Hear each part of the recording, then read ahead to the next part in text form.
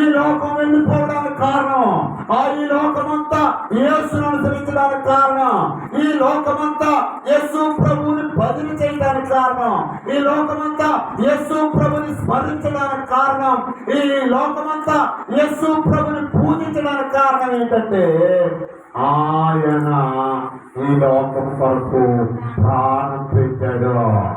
ఈ శాపం నుంచి విడిపించడానికి, ఈ రోగం నుంచి స్వస్థపరచడానికి, నీ కలిగినటువంటి ప్రతి విధమైన దుర్గుణాల నుంచి విడిపించడానికి ప్రభువైన యేసు క్రీస్తు వారు కల్వరి సిలువలో నీ కొరకు నా కొరకు ప్రాణము పెట్టి రక్తం చిందించాడు.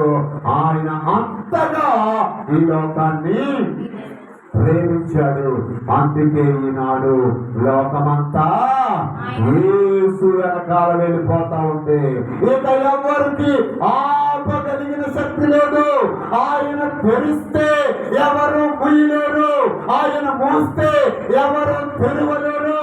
ఆయనకు సమస్తము సాధ్యం.